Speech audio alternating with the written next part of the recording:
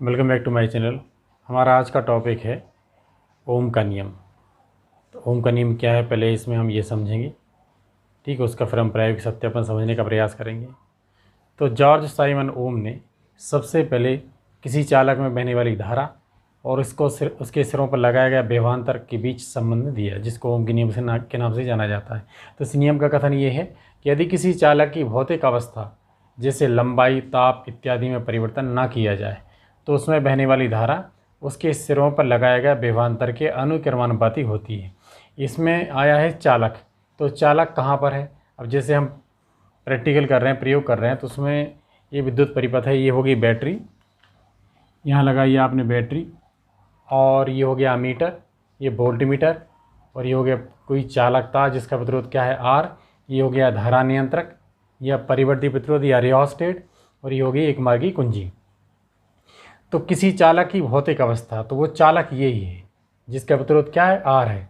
तो यदि हम इसकी भौतिक अवस्था में कोई परिवर्तन नहीं कर रहे हैं, मतलब प्रयोग के दौरान ना तो इसकी लंबाई में परिवर्तन कर रहे हैं, ठीक है ना ही इसके ताप में परिवर्तन होने दे रहे हैं, तो इसकी विमा मतलब कोई परिवर्तन नहीं होने देना, तो उस समय क्या होता है, इसमें बहने वाली धारा आई जो है उसके सिरों पर लगाएगा विभवांतर के कैसा होगी अनुक्रमानुपाती।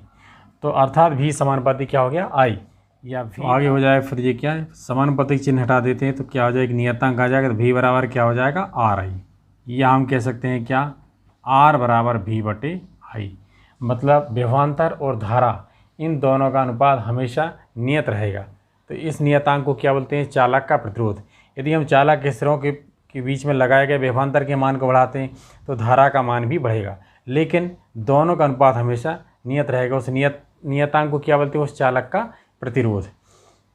तो यदि हम वी और आई के बीच में ग्राफ खींचें तो ये ग्राफ सरल रेखा प्राप्त होता है।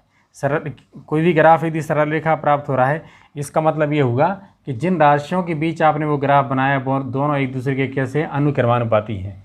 तो इसका प्रायोगिक सत्यापन करते हैं, तो जो हमें प्रेक्षण सारणी प्राप्त होती है उस प्रेक्षण सारणी के हिसाब से हम बिंदु लेकर के ग्राफ बनाते हैं, तो ग्राफ एक सरल रेखा प्राप्त होती है। इससे सिद्ध हो जाता है कि विभवांतर जो धारा विभवांतर के अनुक्रमानुपाती होती है।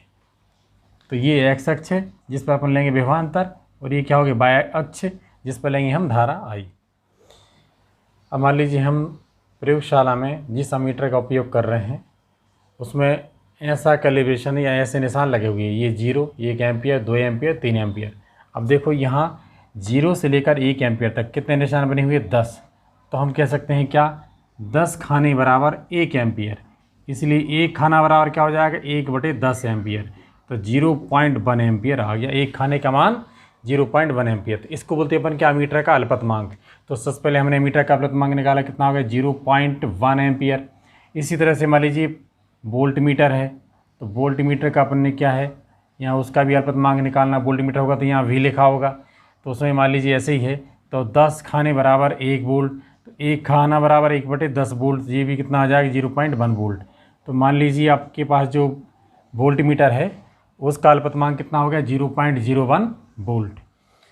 अब मान लीजिए होगी प्रेक्षण सारणी, इसमें क्रमांक अमीटर का पाठ, वोल्ट मीटर का पाठ, और आर बराबर क्या हो गया भी बटे आई। तो उसमें अमीटर को पहले निशान पर रखेंगे, फिर दूसरे पर, फिर तीसरे पर, फिर चौथे पर, पाँचवें पर। ये हम किससे करेंगे, धारा नियंत्रक या परिवर्ती प्रतिरोध की सहायता से अमीटर के संकेतक को पहले निशान पर, फिर दूसरे पर, फिर तीसरे, ऐसे एडजस्ट करते जाएंगे। यदि आपने पहले निशान पर रखा है तो इस 1 का इंटू कर दो इसके अल्पतमांक से, कितना आ गया 0.1, 2 का करो इससे 0.2, 3 का करो 0.3, इस तरह 0.4, 0.5 हो जाएगा। मान लीजिए हमने अमीटर को पहले निशान पर रखा है और वोल्ट मीटर उस समय क्या दर्शा रहा है, दूसरे निशान पर दर्शा रहा है। और जब दूसरे पर रखा तो ये चौथे पर दर्शा रहा है, तीसरे पर रखा आपने तो छठे पर दर्शा रहा है, और ये इस तरह से 8 हो जाएगा, और ये हो गया 10। तो अब इसका अल्पतमांक से गुणा करते हैं इसमें, तो 0.2, 0.4, 0.6, 0.8 और 1.0। अब हमको निकालना आर बराबर वी बटे आई। यहाँ देख रहे हैं हम विभवांतर का मान बढ़ा रहे हैं, धारा का मान ही बढ़ रहा है। अब इन दोनों का अनुपात अपन ज्ञात कर लेते हैं। 0.2/0.1 कितना आ जाएगा 2, 0.4/0.2 ये भी आ गया 2, तो इस सारे के सारे 2 आ जाएंगे। तो ये वी और आई का अनुपात हर बार निकाला हमने, कितना आया 2 आया, क्योंकि वो नियतांक है। नियतांक होने के कारण क्या है वो मान हमेशा नियत ही आता है। तो जैसे हम धारा का मान बढ़ा रहे हैं, या अपन ये कह सकते हैं कि जैसे जैसे हम विभवांतर का मान बढ़ाते हैं तो यहाँ धारा का मान ही बढ़ने लगता है। जब एक राशि को बढ़ाने से दूसरी राशि बढ़ जाए तो दोनों के बीच का संबंध कहलाता है अनुक्रमानुपाती का। अब इस टेबल के आधार पर हम क्या है ग्राफ बनाते हैं। तो अभी हमने जो प्रेक्षण सारणी बनाई थी उसके आधार पर हम लेंगे मान और ये ग्राफ खींचेंगे। ये एक्स अक्ष हो गया, ये वाई अक्ष है। एक्स अक्ष पर क्या लिया आपने विभवांतर, वाई अक्ष पर क्या ली धारा। तो विभवांतर में 0.2, 0.4, 0.6, 0.80 और 1 पॉइंट क्या हो गया 0। तो जब विभवांतर 0.2 था तो धारा कितनी थी भाई 0.1 एम्पियर। 0.4 कर दिया कितना हो गया 0.2, 0.6 कर दिया कितना हो गया 0.3 और 0.8 कर दिया 0. कितना हो जाएगा 4 और 1.0 कर दिया कितना हो गया 0.5। तो हमारे पास ये पॉइंट्स आ गए कौन कौन से A B C D। इनको अपन क्या है सभी पॉइंट्स को मिला देते हैं तो एक सीधी रेखा आ जाती है जो मूल बिंदु से गुजरती है। तो ये ग्राफ पर सरल रेखा आ गई, इसका मतलब क्या ओम के नियम का सत्यापन हो गया।